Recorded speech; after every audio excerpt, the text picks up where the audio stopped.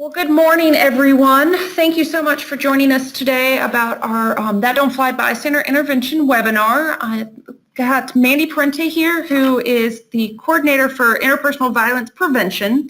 And again, my name is Meredith Call, and I'm the director for Parent and Family Services. So Mandy is going to be able to take us through and share with us a lot of the great resources that we have here on campus to help students understand and learn what bystander intervention is, as well as other various resources that she's going to take you through. I just want to share with you a couple of kind of quick things to know about how to utilize the Go-To training webinars materials if you've not been with us on one of our previous webinars. Just a few things to note. If you are seeing the toolkit for the Go-To training on your screen, if you would like to minimize it because it's impeding what you can see, there's a small orange button, orange arrow button at the very top corner, left-hand corner of the Go-To training widget, and if you click on that, that will actually minimize everything, being able to let you just see exactly what we are presenting. We are going to be utilizing the chat function at the end of the session for you to ask any questions that you have of Mandy or myself, for any education that you would like to additionally know. So the chat function is on the lower bottom portion of the widget. Please be careful though when you're putting any information in there that you are not giving us any information that is identifiable for your student, meaning a full name, their Blazer ID, student number, anything along those lines, because we want to make sure that this remains confidential for information for any student, that any student's confidential information rather is not shared. Please make sure when you do put the chat question out there that you say for the audience that it goes to the entire audience, just so that way everyone can participate, but we will go through and complete and answer all questions at the end of the webinar.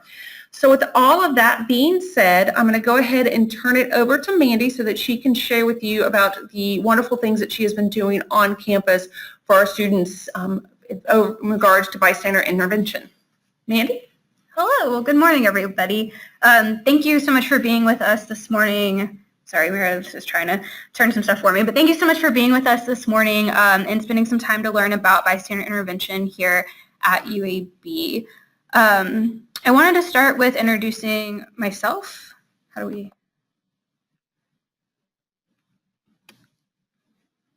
Technology, per always, is wanting to do some crazy things, so let's see. There we go. There we go.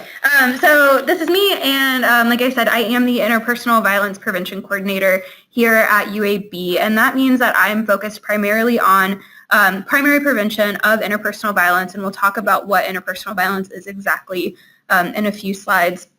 And I focus on this prevention through education and awareness events at UAB. So we host programs and trainings, we do our That Don't Fly campaign, we do a lot of different things. We teach a class for students to become peer educators, so that way it's not just me all the time being the face of this work, but we also have students getting involved in doing this work. And so we know that that's a really effective way of helping to prevent violence on campuses, so that's kind of where I focus my work on.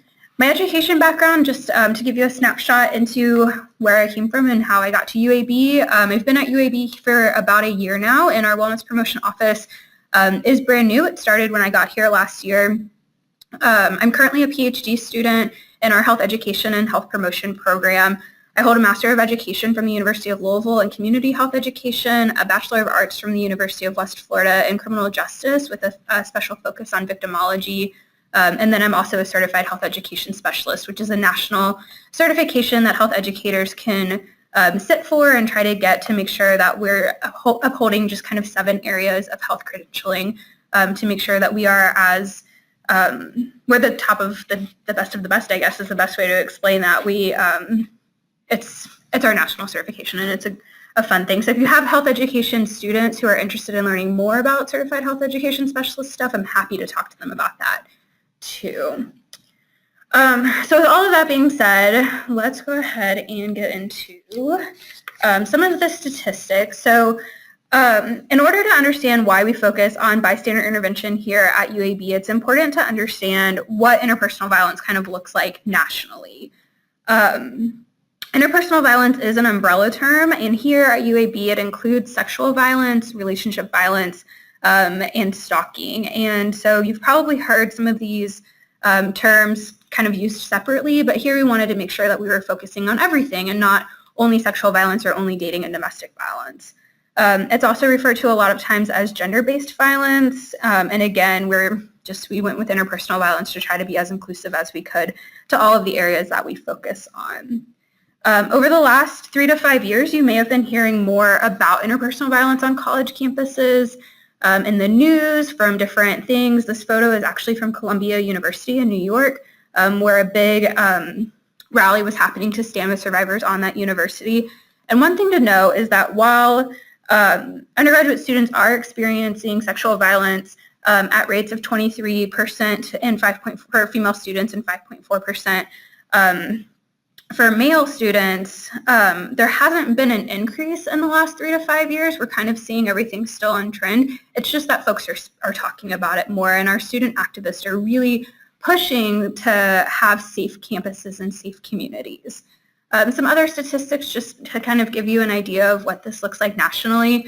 43% of dating college women reported experiencing abusive behaviors from their partners, and 7.5 million people in the United States experience stalking every year. And so this is why we know that we wanted to talk about interpersonal violence and why we want to do this bystander intervention work here on campus, because we want campuses that are free from violence, and this is kind of the way that we think is the best way to do that. Here at UAB, what we see, so before I put these numbers up, here at UAB, we recently started collecting data through the American College Health Association's National Collegiate Health Assessment, which is the longest survey name ever. And this survey is a national survey, and it looks at like 13 areas of health of college students. And so it'll look at sleep and stress, mental health, fitness and nutrition, personal safety, all sorts of areas of health that are important to the success of college students. And we did this last year with our students, and we found, looking specifically at sexual violence and relationship violence, we found that 9.1% of our students were reporting instances of sexual violence on our campus.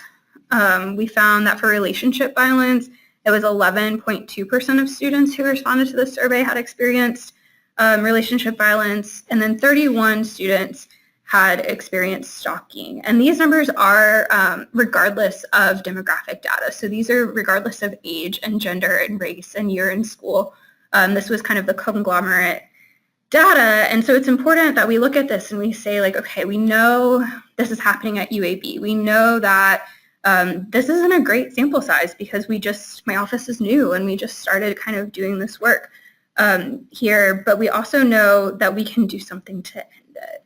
And we can do something to help these folks, and we can do something to make folks feel comfortable enough to report and to get the help that they need when they do experience these things. So that being said, how can we help? One of the things that is difficult about helping with interpersonal violence is that a lot of folks don't know much about it. A lot of our students are really uncomfortable talking about it. A lot of our parents and families are probably uncomfortable talking about it too. It's not something that comes up in everyday conversation. But the best thing that we can do to help our students is to try to become comfortable talking about it and to really encourage our students to be active bystanders.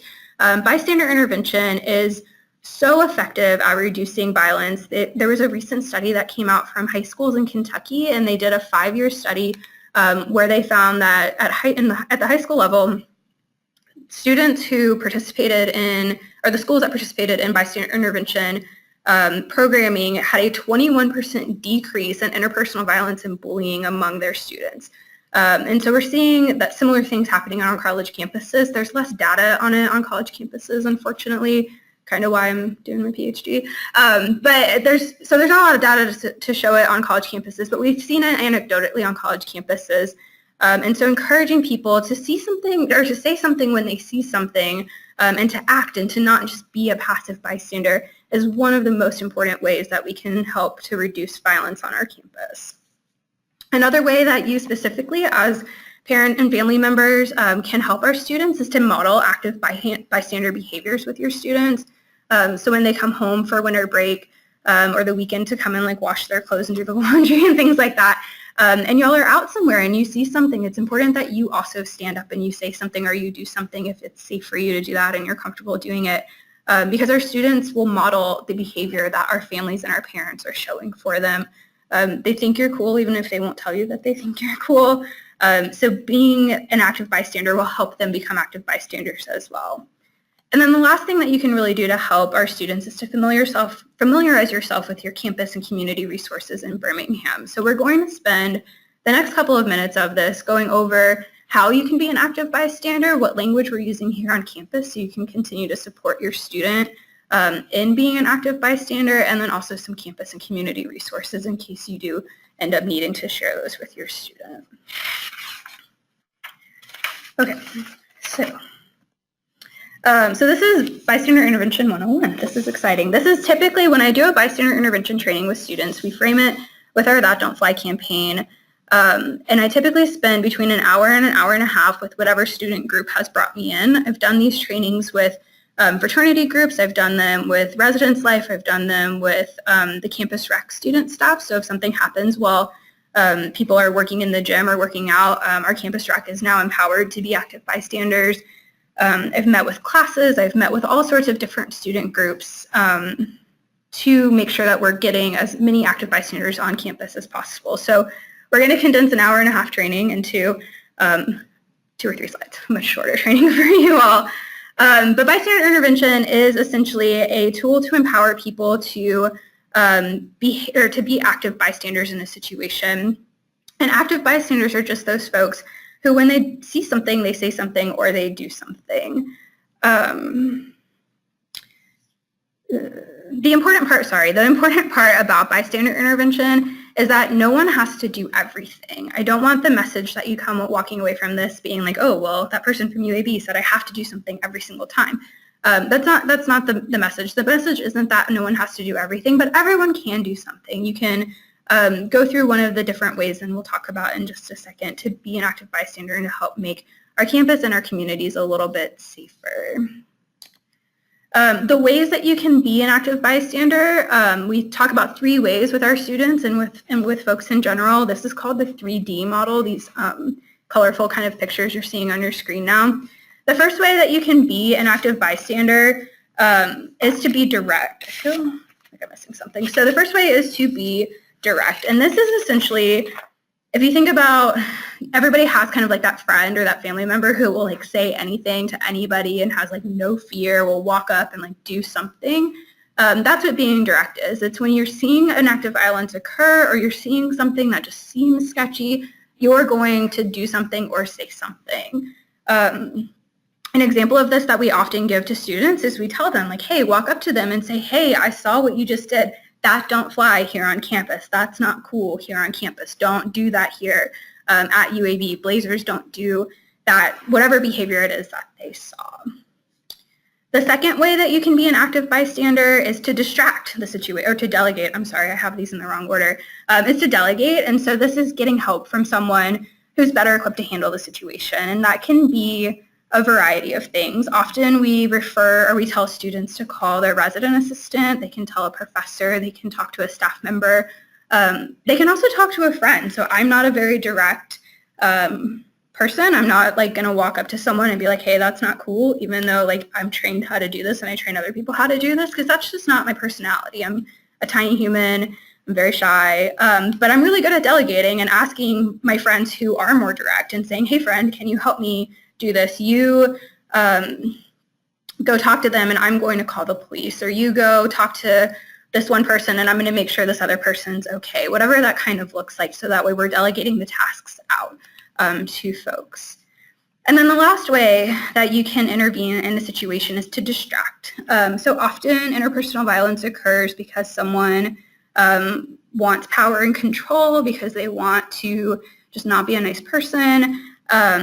And if you can cause a distraction and you can make the person stop thinking about whatever it is that they're trying to do, you can often make the situation stop. And so again, examples we'll use with students are like dropping a book if you're in the library, or telling someone their car is getting towed. Students will often bring up like spilling a drink if they're at a bar, which is something that you can definitely do, but kind of emphasizes, we try to stay away from that example too much. But when students bring it up, I'm like, yes, absolutely. If that's the way that you're comfortable distracting, then do that. Most of our students will tell me that they are most comfortable in the distract and the direct kind of area, which is great. We want students who are comfortable doing whichever is best for them and their personalities and the situation. But the thing that we tell them is, regardless of if you think you're like that person who can walk up to anybody and say anything, or you want to delegate, what is the most important part of all of this is that your personal safety is your #1 priority. We're not encouraging students, and I don't encourage any of y'all who are here with us today to intervene in a way that's going to get you hurt, that's going to cause harm to you, that's going to escalate the situation and make it less safe for you and for those around you. And so knowing that there are different options to intervene is important and can help make the situation better for everyone. I think that covers all of that. That was an hour and a half and 2 slides. It was pretty great. So what we talk about here at UAB, and specifically, so the 3D model is kind of a national model. It's where a lot of the research has come from. It was developed by a group called Green Dot Incorporated. And what we have done is we've taken the Green Dot model and we've kind of made it more UAB specific. So this picture that you're seeing here on the screen right now is a student who was participating in our That Don't Fly kickoff party last year. And what we had students do at that party was they went around and participated in different activities with different organizations, and then at the end they could tell us what they can do on campus to be active bystanders. They could tell us why they support survivors of interpersonal violence, and they could tell us what else doesn't fly on campus. So if you see kind of the posters on the wall behind this student, that is our That Don't Fly campaign poster, and it says That Don't Fly, and it will have a flightless bird. So there's like 4 penguin varieties, there's an ostrich, an emu, cassowary, all sorts of things. And then at the bottom it'll say, and neither does dating violence or sexual assault or stalking or bullying or whatever behavior. So we have students who are adding to our campaign on a monthly basis telling us what doesn't fly here on campus. The student in the picture, he's holding up an example of what he does to help prevent violence on campus, and his example is that he's standing up for others. That's how he can fly. So this campaign did start in 2015. It started as a collaboration with our Student Advocacy Rights and Conduct Office and some graphic design students as like a class project type thing, and it became a great program that we're doing. And so those posters are how it started, and it was originally just all the posters hanging up. And then in 2016, when I came to UAB, we started doing workshops and trainings in order to make sure that campus knew what this meant, and it wasn't just, oh, there's penguin posters on campus. So we've done, like I said, workshops and trainings with all sorts of student groups, with classes. We're now doing them with faculty and staff this year. We also recently launched our website and our hashtags. If you go to uab.edu/student/wellness, you'll see a That Don't Fly link that will bring you to our website. And then our hashtag is #ThatDon'tFly. And so we use that throughout the year. And we're currently developing an assessment strategy. So we have all of these posters that students created telling us how they're being active bystanders, why they support survivors, and what they don't want to see on campus. And so we're trying to figure out a way to assess that and make sure that we are hitting all of the marks of what students want and need to feel safe on campus. We also do a program called That Don't Fly Friday. And so to bring bystander intervention home, right, and to bring it back to the parent and families, and to talk about what you can do with your students, right? The most important thing that you can do is encourage your student to be active bystanders, and then encourage them to get involved with our campaign. If they're like, well, why would I do that? I don't have any friends who have experienced that, or I've never experienced that. At the very least, tell them they can get a free t-shirt or a hat or a meal voucher from participating in our campaign. On the second Friday of every month, we have those posters out, and we give out a free t-shirt with this kind of logo that you're seeing on the screen right now, to thank students for being active bystanders. And if they come back the second time and they're wearing their t-shirt and they tell us how they were active bystanders and what they've done to make campus a safer place, they get a hat also with this logo on it. And then if they come back a third time and they're wearing their t-shirt, they're wearing their hat, and they tell us what bystander intervention is, what they've done to be active bystanders, they bring a friend, anything like that, then they can get a free meal voucher to go and have a free meal at the Commons on the Green for making campus a safer place, for doing the things that they should be doing anyway. And And then the other thing that you can do is you can model active bystander behavior. That's, again, probably one of the more important things. Our students really look to their role models and to their parents and their families and their friends to see what other people are doing. So if you are now able to say, I can be direct, I can delegate, or I can distract, I can be an active bystander, then your student is going to be more likely to do it as well. The final thing that I wanted to leave you all with is some campus and community resources. So interpersonal violence is not a fun topic to talk about, and it's not good when it happens. And we do know that it is unfortunately happening. So I wanted to make sure to leave you all with some resources in case a student does come to you and says, like, I need help because I've experienced interpersonal violence, or somebody that I know has experienced interpersonal violence. On the left of the screen, you'll see some campus resources. We offer a variety of confidential and private resources under Title IX, which is one of the educational amendments of 1972, which has been in the news quite a bit lately. We have to provide confidential and private resources and make students aware of who those folks are. So on our campus, our confidential resources are our student counseling services, which offers free and unlimited counseling to students, and not just for interpersonal violence and trauma, but for a variety of topics. Our student health services is also a confidential space, so if a student talks to one of our providers or nurses or someone in student health and they say, I was sexually assaulted or I've experienced interpersonal violence, then the providers don't have to share that information to our Title IX office, and then campus clergy is our final confidential resource. So if someone wants some spiritual help, they're able to get that confidentially. Our private resources, so a private resource is someone who a student can talk to, and that information will remain private, but they do have to report it to the Title IX office. Is our student outreach office, which is located here in the Hill Center, and they offer all sorts of advocacy for not only interpersonal violence, but things like food insecurity or housing insecurity. They do a lot of great work for students. Our Title IX office is also available for students. They will adjudicate and investigate any type of interpersonal violence, gender-based discrimination, things like that come to them. And then our UAB police are also always available for students. In our community, we have a variety, again, of resources. If a student's experienced sexual violence, the Birmingham Crisis Center is a phenomenal resource. They offer SANE kits, they offer confidential counseling, they offer support groups, they offer so many services. I couldn't even probably list them all for folks who have experienced sexual violence in the community. For dating and domestic violence, the Birmingham YWCA is a great resource. They have some shelter services. They offer therapy and counseling and things for financial abuse, all sorts of, again, a whole list of services that I could not begin to just name for you all. So I highly suggest you check out either of those websites. For interpersonal violence in general, we just recently have the One Place Family Justice Center, just recently opened, and they focus on helping folks navigate all of the things. So they can bring together the legal system, the sexual violence, or the Birmingham Crisis Center. They can help with student stuff. They can help with all sorts of things regarding any of the interpersonal violence topics we've talked about today.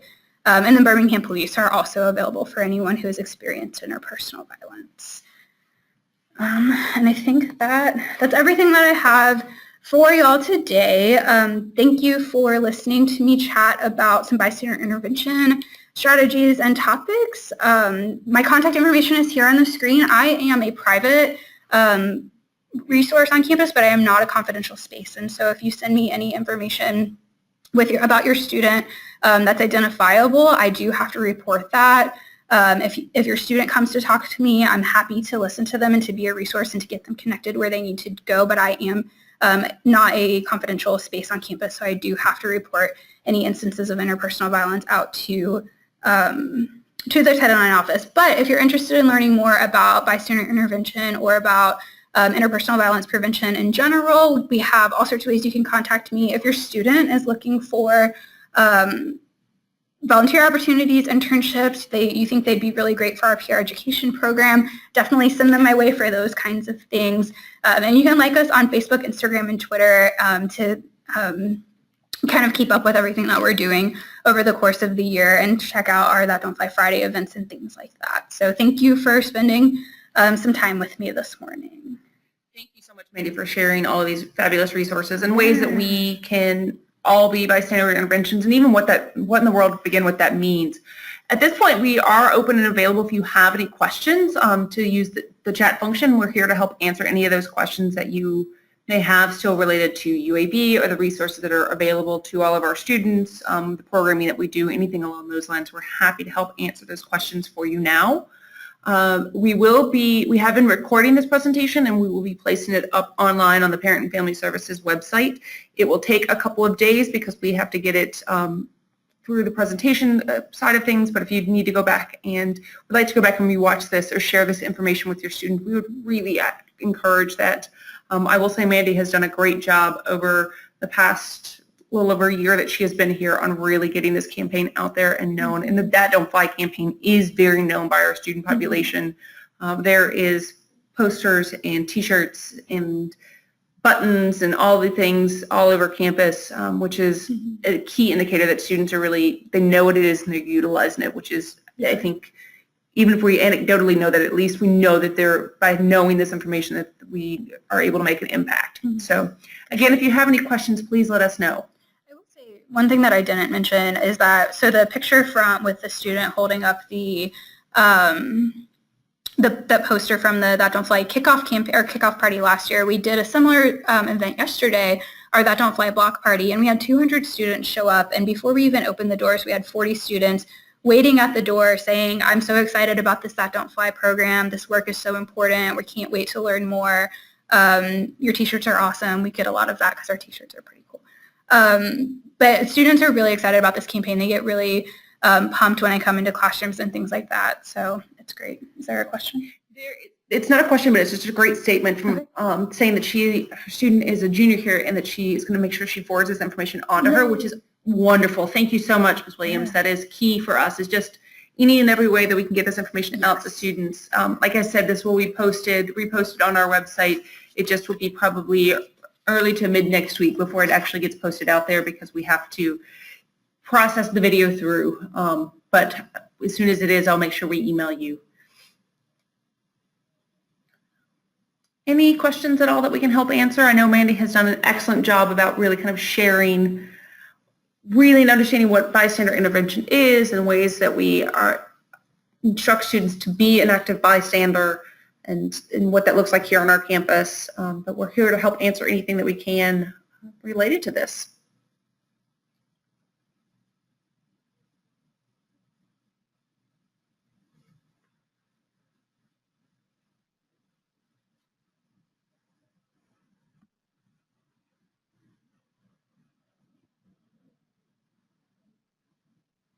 Well, if there's not any questions, please feel free at any point in time. You can email. Mandy's email is there on the last slide of the website.